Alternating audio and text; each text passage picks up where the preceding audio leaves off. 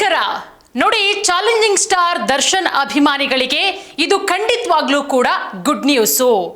ನೋಡಿ, ದರ್ಶನ್ ಅಭಿಮಾನಿಗಳು ಪಾಪ ಚಾತಕ ಪಕ್ಷಿಗಳಂತೆ ಕಾಯ್ತಾ ಇದ್ದಾರೆ.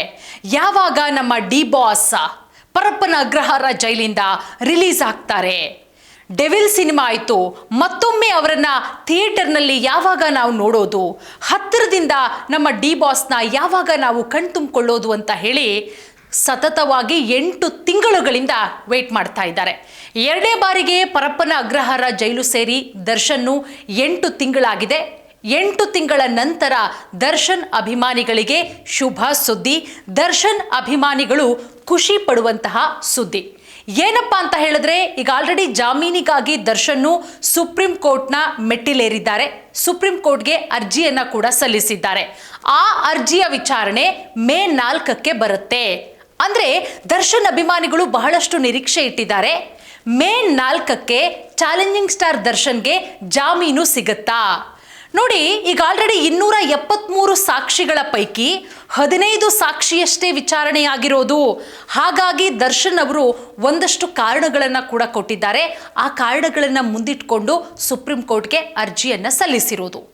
ಏನಪ್ಪಾ ಅಂತ ಹೇಳಿದ್ರೆ, 275 ಸಾಕ್ಷಿಗಳ ಪೈಕಿ ಈಗಾಗಿರೋದು ಕೇವಲ 15 ಸಾಕ್ಷಿಗಳಷ್ಟೇ ವಿಚಾರಣೆ. ಬಹಳಷ್ಟು ವಿಳಂಬ ಆಗ್ತಾ ಇದೆ ಅಂತ ಹೇಳಿ ರೇಣುಕಾಸ್ವಾಮಿ ಕೊಲೆ ಕೇಸ್ನಲ್ಲಿ A2 ಆಗಿರುವಂತಹ ನಟ ದರ್ಶನ್ ತೂಗುದೀಪ್ ಅವರು ಸುಪ್ರೀಂ ಕೋರ್ಟ್ ಮೆಟ್ಟಿಲೇರಿದ್ದಾರೆ.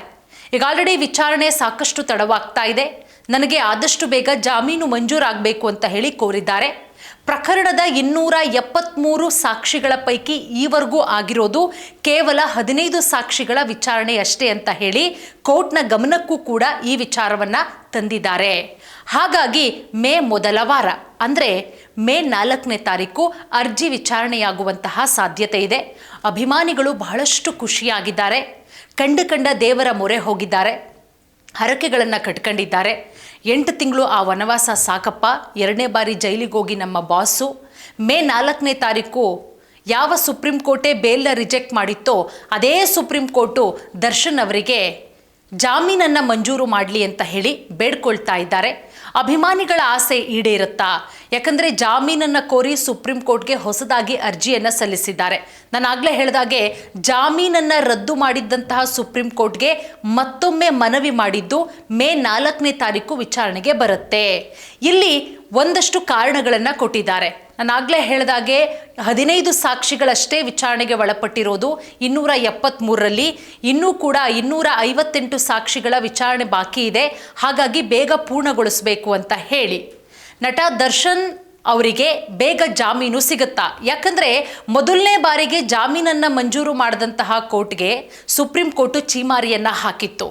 ಈ ರೀತಿಯಾದರೆ ಸಂಬಂಧಪಟ್ಟಂಥವರ ವಿರುದ್ಧವೂ ಕೂಡ ಕ್ರಮ ತೆಗೆದುಕೊಳ್ಳಾಗತ್ತೆ. ಬೆನ್ನು ನೋವು ಅಂತ ಹೇಳಿಬಿಟ್ಟು ದರ್ಶನ್ ಅವರು ಜಾಮೀನನ್ನು ತಗೊಂಡು ಬೇಲ್ ಮೇಲೆ ಹೊರಗಡೆ ಬರ್ತಾರೆ. ಇದ್ದಂತಹ ಟೈಮಲ್ಲಿ ದರ್ಶನ್ ಅವರು ಏನು ಮಾಡ್ತಾರೆ? ಮೋಜು ಮಸ್ತಿ ಮಾಡ್ತಾರೆ, ಶೂಟಿಂಗ್ ಮಾಡ್ತಾರೆ, ಥೈಲ್ಯಾಂಡ್ಗೆ ಹೋಗ್ತಾರೆ. ಯಾವ ಬೆನ್ನಿನ ಆಪರೇಷನ್ ಕೂಡ ಮಾಡಿಸ್ಕೊಳ್ಳಲ್ಲ. ಹಾಗಾಗಿ ಕಾನೂನನ್ನು ಇಲ್ಲಿ ಉಲ್ಲಂಘನೆಯನ್ನು ಮಾಡಲಾಗಿದೆ ಅನ್ನುವಂತಹ ಕಾರಣವನ್ನು ಕೊಟ್ಟು ಸುಮಾರು 7 ಜನ ಆರೋಪಿಗಳಿಗೆ ಮತ್ತೊಮ್ಮೆ ಪರಪ್ಪನ ಅಗ್ರಹಾರ ಜೈಲನ್ನು ತೋರಿಸುತ್ತೆ ಸುಪ್ರೀಂ ಕೋರ್ಟು. ಆಗಸ್ಟ್ 14ನೇ ತಾರೀಕು 2025ರಂದು ಸುಪ್ರೀಂ ಕೋರ್ಟು ದರ್ಶನ್ ಹಾಗೂ ಪವಿತ್ರ ಗೌಡ ಸೇರಿದಂತೆ ಇತರ ಆರೋಪಿಗಳಿಗೆ ನೀಡಲಾಗಿದ್ದಂತಹ ಜಾಮೀನನ್ನು ರದ್ದುಗೊಳಿಸುತ್ತೆ. ಇದೀಗ ಸಾಕ್ಷಿಗಳ ವಿಚಾರಣೆ ತಡವಾಗ್ತಾ ಇರೋ ಕಾರಣವನ್ನು ಕೊಟ್ಟು ಸುಪ್ರೀಂ ಕೋರ್ಟ್ನಿಂದ ರಿಲೀಫ್ ಅನ್ನು ಪಡೆಯುವ ನಿರೀಕ್ಷೆಯಲ್ಲಿದ್ದಾರೆ ದಾಸ. ಹಾಗಾಗಿ ಈ ಅರ್ಜಿಯ ವಿಚಾರಣೆ 4ನೇ ತಾರೀಕು ನಡೆಯೋದ್ರಿಂದ ದಾಸನಿಗೆ ಬೇಲ್ ಆಗತ್ತಾ? ಹೊಸ ಅರ್ಜಿಯಲ್ಲಿ ದರ್ಶನ್ ಅವರು ನ್ಯಾಯಾಲಯಕ್ಕೆ ಸಲ್ಲಿಸಿರುವಂತಹ ವಿಚಾರಗಳು ಎಲ್ಲವನ್ನ ಕೂಡ ಘನ ನ್ಯಾಯಾಲಯ ಅದೆಲ್ಲವನ್ನ ಕೂಡ ಪರಿಗಣಿಸುತ್ತಾ? ಸಾಕ್ಷಿಗಳ ವಿಳಂಬವನ್ನು ಒಪ್ಕೊಳ್ಳುತ್ತಾ? ದರ್ಶನ್ ಪರ ವಕೀಲರ ವಾದ ಏನಿರುತ್ತೆ, ಅದರ ಜೊತೆಗೆ ಸರ್ಕಾರದ ಪರ ವಕೀಲರು ಯಾವ ರೀತಿ ವಾದ ಮಾಡ್ತಾರೆ? ನಿಮ್ಮೆಲ್ಲರಿಗೂ ಕೂಡ ಗೊತ್ತು. ನಾನಿಲ್ಲಿ ಪ್ರಕರಣದ ಹಿನ್ನೆಲೆಯನ್ನು ಹೊಸದಾಗಿ ಹೇಳಬೇಕಾಗಿಲ್ಲ.